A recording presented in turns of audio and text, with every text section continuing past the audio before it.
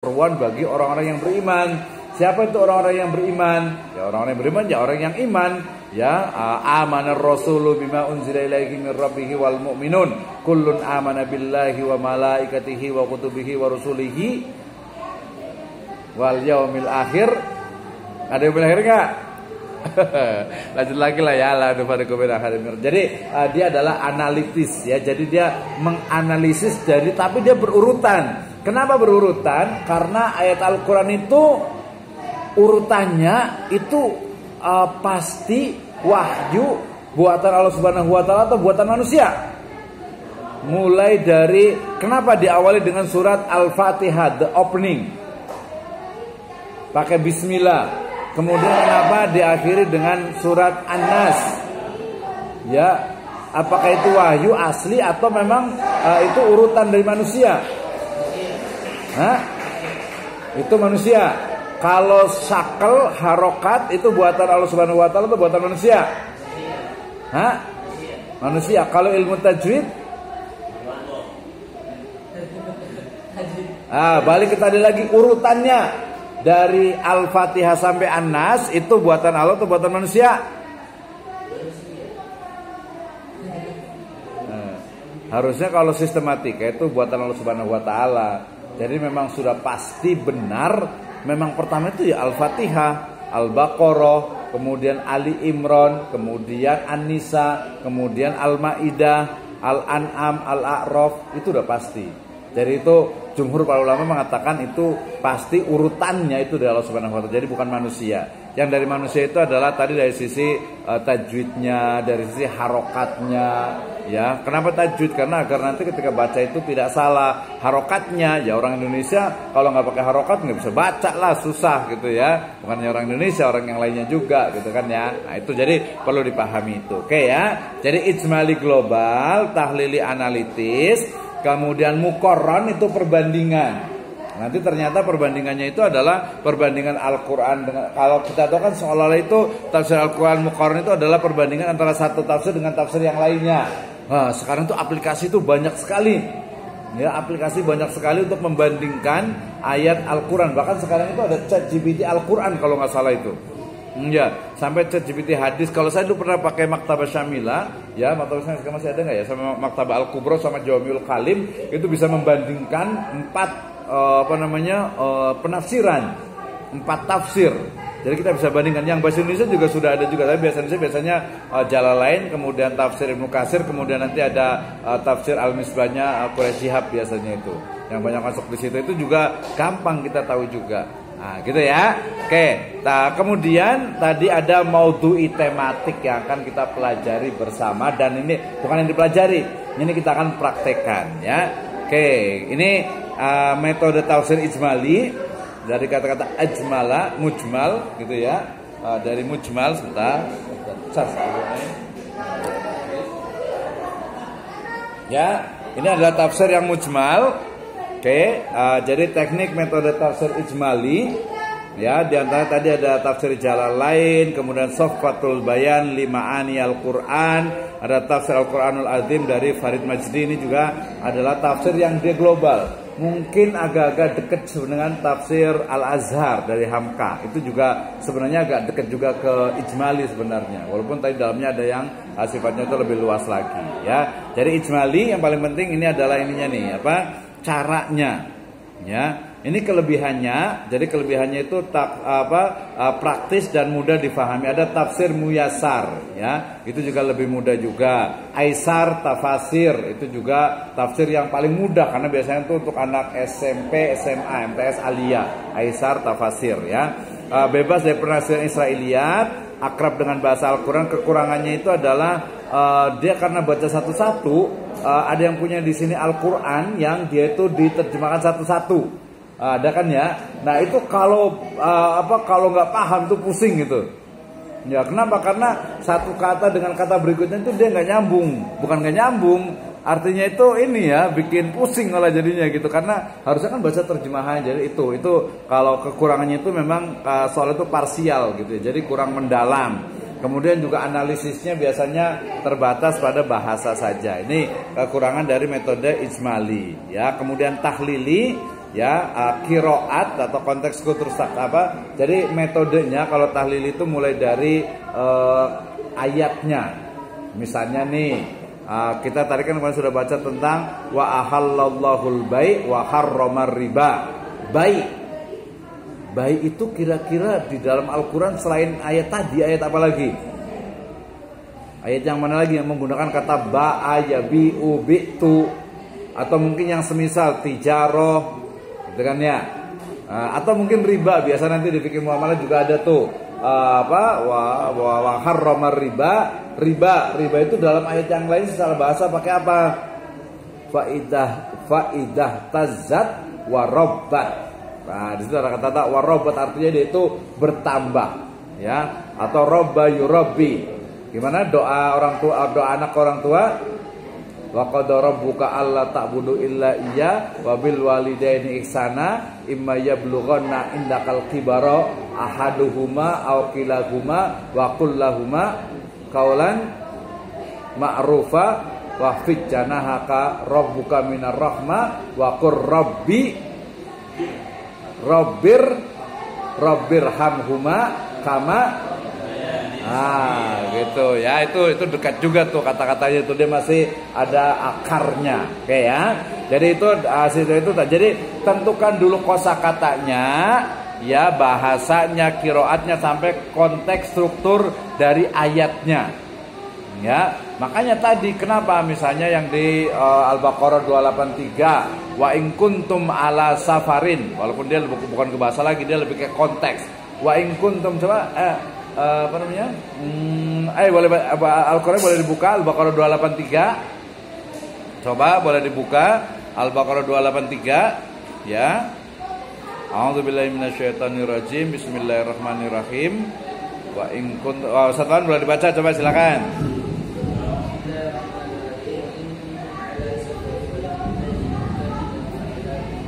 Langsung lanjut lagi.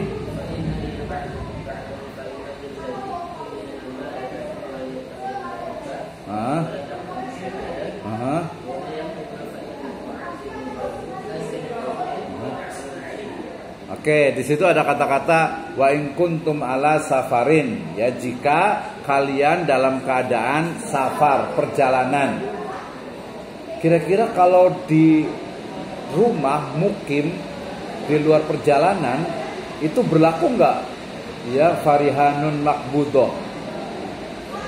Wa in kuntum ala safarin walam tajidu katiban farihanun makbudoh. Jadi rihan, gadai, board, jaminan, ya, yang makbudoh, yang dikuasai, yang dipegang sebagai jaminan, itu dilakukan pada akad yang tidak tunai di perjalanan dalam keadaan safar. Terus kalau mukim boleh tidak? Ya, itu nanti pakai tafsir tahlili juga bisa, nanti maudhu'i, ya, maudhu'i juga bisa, gitu ya. Tapi nanti tafsir secara umum bisa, karena nanti kan tahu cara menafsirkan Al-Qur'an, gitu ya. Nah, kalau tahlili tadi itu dia satu kalimat, satu kata, satu ayat, kemudian dijelaskan secara detail, gitu ya. Secara detail, dia tidak melihat ayat yang lainnya, walaupun nanti dalam penafsirannya bisa jadi dia akan melihat ayat yang lainnya, gitu ya. Nah, kemudian tekniknya, ini caranya, ini dari mulai cara 3, 4, kemudian yang ke 5, 1, 2, 3, 4, 5, kemudian dari sisi kelebihan kekurangannya, yang ini dulu nih, ya. Jadi kalau kita ingin membuat tafsir tahlili dengan metode tafsir itu, pertama itu adalah apa? Kosakata atau kata atau kalimat, ya, kalimat atau jumlah dalam bahasa Arab tuh. Ya, udah belajar kan beda kalimat dengan jumlah dalam bahasa Arab itu. Nah, kemudian nanti diurutkan, ya, dari sisi Al-Qur'annya itu tadi dari Al-Fatihah sampai An-Nas. Kemudian lihat dari sisi asbabun nuzulnya, lihat munasabahnya, korelasi hubungannya. Kemudian menjelaskan dari potongan ayat tersebut, kemudian menarik kesimpulan. Ya, kalau tadi kita hanya membaca ayat itu saja, kita akan mengatakan bahwasanya berarti gadai itu hanya ada pada atau hanya disyariatkan ketika dalam perjalanan, gitu kan ya. Nah, atau mungkin ayat sebelumnya Ya ayyuhalladzina amanu idza tadayantum bidainin ila ajali musamma faktubuh. Ya maka tuliskanlah. Tuliskan di situ apakah wajib atau sunnah muakkadah atau mungkin hanya mubah. Jawabannya apa kira-kira? Kemarin ya, kalau hukum asalnya adalah wajib, tapi kemudian bisa berubah kalau ada qarinah, ada sebab yang lainnya. Baca lagi ayat lanjutan ayatnya. Oh ternyata kalau dia itu walaupun istilahnya itu kecil gitu sedikit itu nggak apa-apa, nggak ditulis. Kalau tunai juga nggak usah ditulis juga gitu ya. Nah itu ya, itu adalah metode tafsir tahlili. Kekurangannya menjadikan petunjuk Al-Quran dari parsial, melahirkan penafsiran yang terlalu subjektif, kajiannya kurang mendalam. Sementara kelebihan itu dia lebih luas dan bisa mengadopsi dari ide gagasan dari penafsirnya.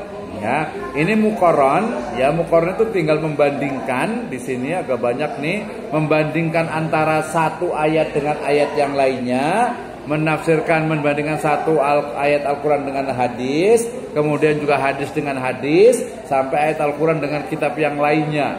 Yaitu dibandingkan. Dibandingkan apanya? Ya isinya. Ya makanya kemarin kita belajar filsafat tadi, balik lagi kalamullah.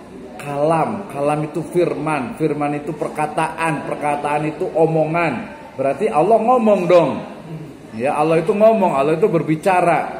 Allah itu Ya berbicara. Nah, berbicaranya kayak gimana? Kemudian nanti ada juga ayat Al-Qur'an itu mengatakan bahwasanya dikatakan Allah Subhanahu wa taala itu yanzilu ila sama'id dunya fi sulusil lail. Allah Subhanahu wa taala itu turun ya pada sepertiga malam terakhir ke langit dunia. Ya, langit dunia itu yang mana? Oh, langit yang ini berarti gitu ya. Tambah lagi sab'as samawatin tibaqa. Ada 7 lapis langit. Kayak gimana 7 lapis langit itu? Nah, gitu ya, itu namanya tafsir dibandingkan. Nanti dibandingkannya yang sekarang namanya tafsir bil ilmi, itu tafsir dibandingkan ayat Al-Qur'an dengan science.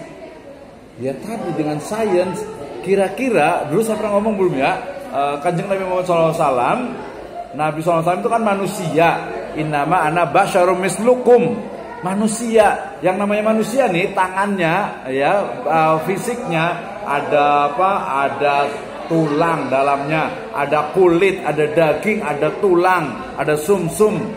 Nah, kalau dia ada tulang, kulit, daging, kemudian dia itu kecepatannya itu cahaya, kira-kira kalau secara sains hancur nggak kira-kira? Hancur lah. Ya mungkin kalau ada orang yang berani, misalnya bukan berani ya, orang naik pesawat gitu ya, kemudian tangannya dikeluarkan, kira-kira gimana tuh? Iyalah, bisa jadi patah gitu ya. Bukan hanya patah, itu nanti pesawatnya langsung oleng itu pasti gitu ya. Nah ini gimana nih? Ya peristiwa yang kemarin kita sebut Isra saja itu masih belum masuk logika, apalagi Mi'raj.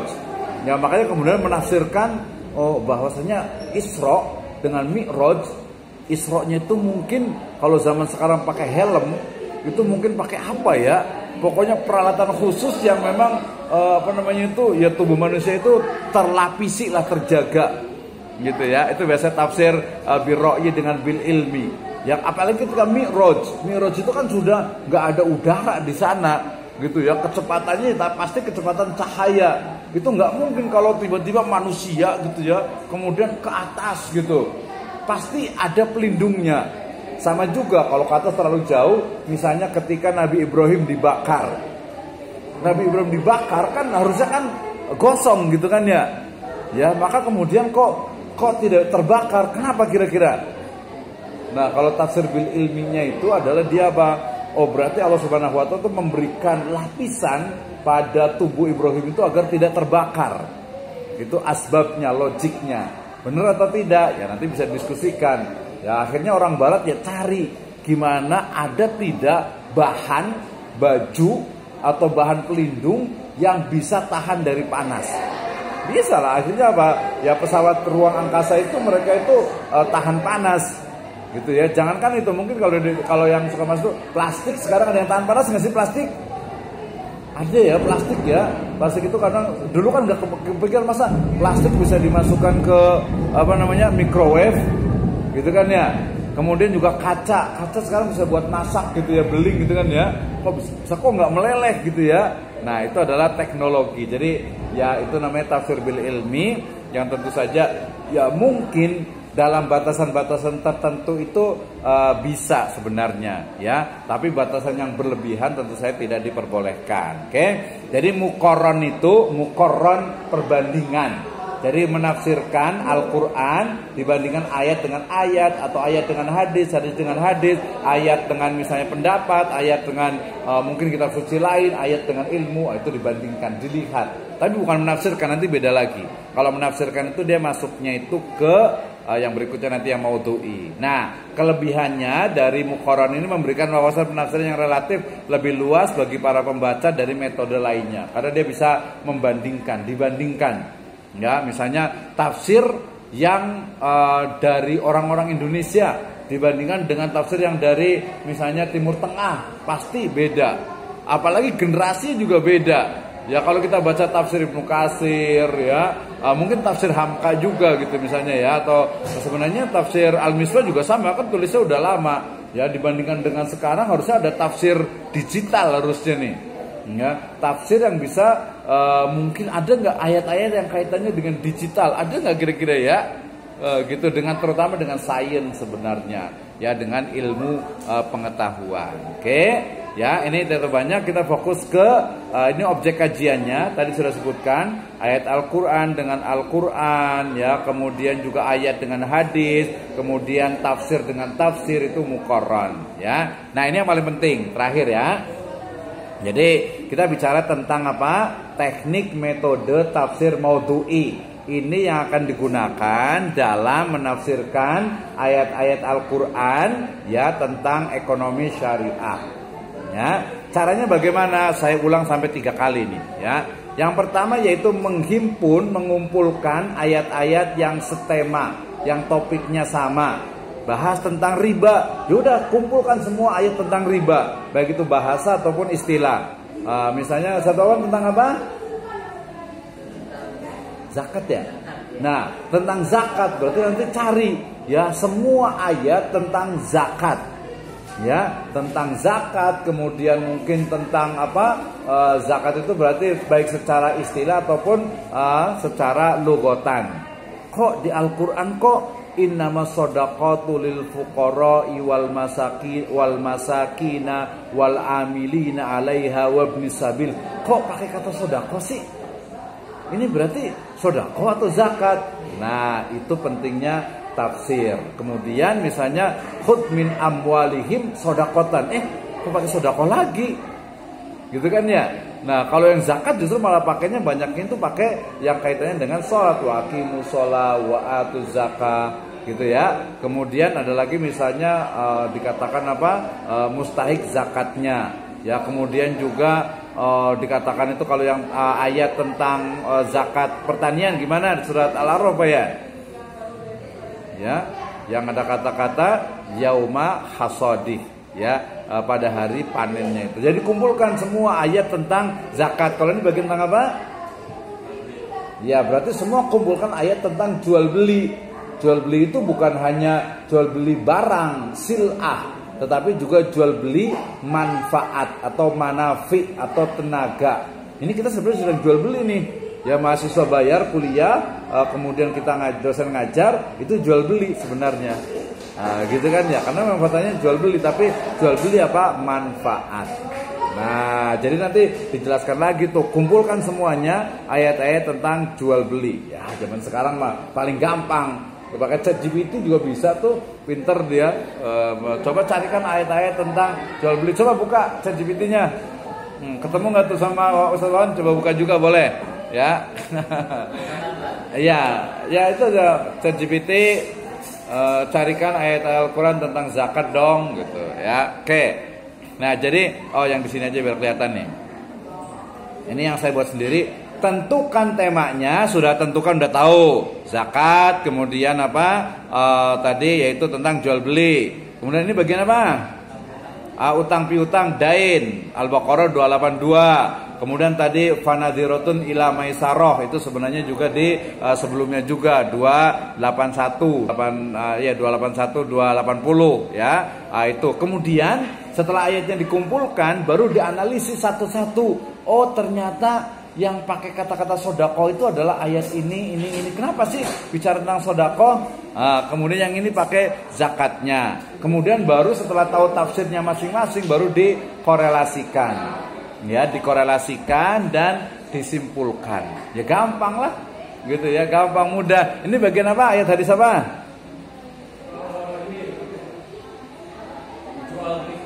Hah, itu kan jual beli. Iya, konsumsi kemarin sudah dibacakan kan. Jadi cari tentang konsumsi. Ya, misalnya konsumsi itu ya kemarin lah dikatakan apa? Kulu washrobu wala tusrifu. Ya, kulu fil ardi halalan thayyiba. Itu udah konsumsi itu. Ya, jelas sekali. Ya. Oke ya. Kemudian yang belum pergi belum ya? Hah, kan zakat sama. Hah? Hah? Oh ya enggak, kita tambah lagi, jangan yang sama lah. Tambah lagi gampang. Kan kemarin yang itu ada yang belum apa perasaan? Hah? Iya, nanti kita kasih satu. Yaudah, Riki mau yang mana? Ayat yang pengen tahu ayat hadis tentang apa? Iya, nanti kita ini. Yang selainnya sudah, jangan yang sama lah. Kalau sama ya pengulangan. Kan nanti mau dikumpulkan jadi satu. Nah, dikumpulkan jadi biar beda karena masih banyak banget. Masih banyak. Sukanya apa? Kerjanya apa sekarang? Keuangan. Tuh di keuangan tentang akuntansi aja. Ayat hadis tentang akuntansi. Gitu. Atau selain itu keuangannya sukanya apa lagi selain itu? Pengen terserah ya. Sebenarnya tadi tentang akuntansi juga bisa ya. Kemudian tentang yang belum itu tadi yang tentang yang gade udah belum ya? Tentang pasar juga belum. Ya, tentang pasar. Kemudian tentang uang juga belum. Uang. Iya, jadi ada di dalam Al-Qur'an uang itu pakai kata-kata apa sih? Ada yang tahu nggak? Di Al-Qur'an uang itu pakai apa? Hah? Dirham. Bahasanya iya itu di surat Yusuf. Bidarohim. Ya, bidarohim ada. Selain dirham apa lagi? Yang di surat Al-Kahfi. Dinar ada nggak di Al-Quran? Dan di Al-Quran nih, nanti hadis ada beda lagi. Itu juga boleh tentang uang, kan keuangan, berarti uang gitu ya. Ayat hadis tentang uang dalam Al-Quran. Nah, gitu ya. Dan